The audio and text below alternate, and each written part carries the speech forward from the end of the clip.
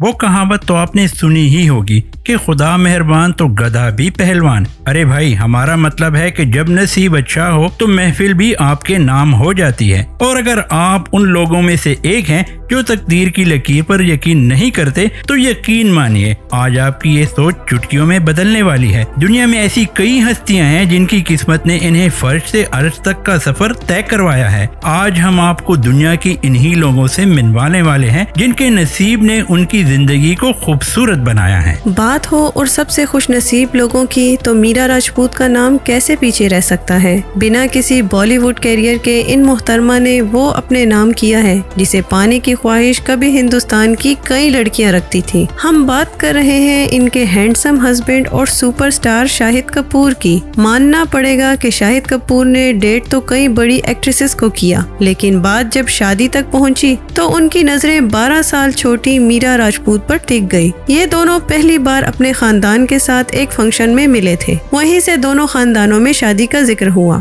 और कुछ ही मुलाकात के बाद मीरा ने शाहिद से शादी के लिए हामी भर दी। 21 साल की उम्र में बिना किसी कैरियर अचीवमेंट के भी जब मीरा को शाहिद कपूर की जिंदगी का हिस्सा बनने का मौका मिला तो उन्होंने पीछे मुड़कर नहीं देखा। अब जाहिर सी बात है कि दरवाजे पर आई खुशनसीबी को कौन टाल सकता है। खैर, आज इन्हें साथ रहते हुए 7 साल हो चुके हैं और इनके 2 बच्चे भी हैं। डॉक्टर माइक वर्शावस्की, बिना मेहनत के फेम कैसे जीता जाता है, ये आप डॉक्टर माइक वर्शावस्की से सीख सकते हैं। डॉक्टर माइक वर्शावस्की को दुनिया आज सबसे हैंडसम डॉक्टर और सेलिब्रिटी के रूप में देख रही है। दिन रात मेहनत करके माइक एक अच्छे फिजिशियन तो बन गए, लेकिन उनका नसीब तब चमका जब अचानक ही उनका इंस्टाग्राम अकाउंट वायरल हो गया। दरअसल उन्होंने बज़फीड न्यूज कंपनी में अपने और अपने पेट के बारे में एक आर्टिकल लिखा था जिसे काफी मीडिया अटेंशन मिली। इसके बाद पीपल मैगजीन ने इन्हें दुनिया के सबसे खूबसूरत डॉक्टर होने का खिताब दे डाला। एक आम डॉक्टर से जल्द ही वो सेलिब्रिटी बन गए। आज उनका अपना एक यूट्यूब चैनल भी है। इंस्टाग्राम पर उन्हें 4.4 मिलियन लोग फॉलो कर चुके हैं। रातों रात सोशल मीडिया पर पॉपुलर होने का जिक्र आ ही गया तो कुछ महीने पहले इंटरनेट पर रोल करने वाले सहदेव दिर्दू को कौन भूल सकता है।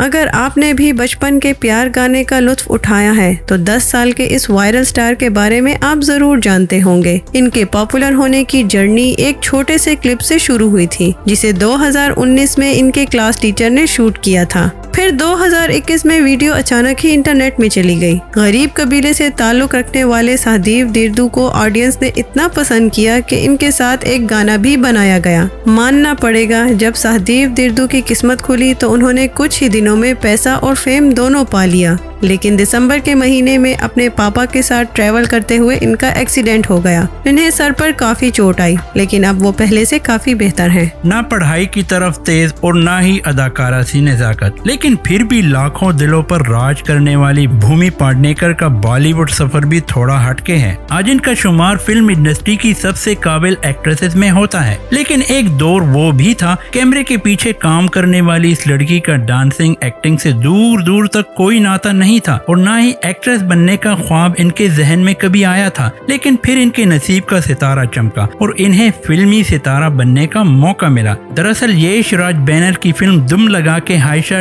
250 लड़कियों की ऑडिशन के बाद भी जब परफेक्ट कैंडिडेट नहीं मिला तो उन्होंने ऐसे ही भूमि को ऑडिशन के लिए चुन लिया। ऐसे में उनको भूमि पर संध्या का किरदार इतना पसंद आया, उन्होंने भूमि को फिल्म के लिए फाइनल कर लिया। इसलिए भूमि आज भी मानती है कि एक्ट्रेस बनने का ख्याल कभी उनके दिमाग में था ही नहीं, लेकिन सही वक्त पर सही जगह होते हुए तकदीर ने उन्हें सितारा बना दिया। भाई वाह, नसीब हो तो ऐसा। चंदू चाय वाले के किरदार कपिल शर्मा शो में ऑडियंस को हंसाने वाले चंदन प्रभाकर की कॉमेडी पर तो आपने भी खूब तालियां बजाई होंगी। लेकिन इनका ये सक्सेसफुल कैरियर हमेशा से नहीं रहा, बल्कि इनकी किस्मत का सितारा चमकाने के पीछे कहीं न कहीं कपिल शर्मा का हाथ रहा। जी हाँ दोस्तों, कभी स्टैंड ऑफ कॉमेडियन के तौर पर अपने कैरियर की शुरुआत करने वाले चंदन ने कामयाब होने के लिए हाथ पैर तो कई मारे, लेकिन ना तो इनकी फिल्में कामयाब हो पाई और ना ही टेलीविजन में कुछ खास कमाल दिखा पाए। लेकिन कपिल शर्मा के शो पर आते ही चंदन प्रभाकर की सक्सेस की गाड़ी चल पड़ी और चंदू चाय वाला घर घर क्या नाम बन गया। सावित्री जंदाल का नाम शायद आपने पहली बार सुना हो, लेकिन ये वो औरत है जिनकी किस्मत का ताला एक बड़े दुख से गुजर जाने के बाद खुला। सादे पहनावे और रहन सहन वाली सावित्री भले ही आज भी आप आपको एक आम औरत लगती हो, लेकिन ये मोहतरमा भारत की सबसे अमीर औरत और जिंदाल ग्रुप ऑफ कंपनी की चेयरपर्सन है। फोर्ब्स की बिलियनियर लिस्ट में 91 पोजीशन पर इनका नाम आता है। इनकी नेटवर्थ की बात की जाए तो वो $70 बिलियन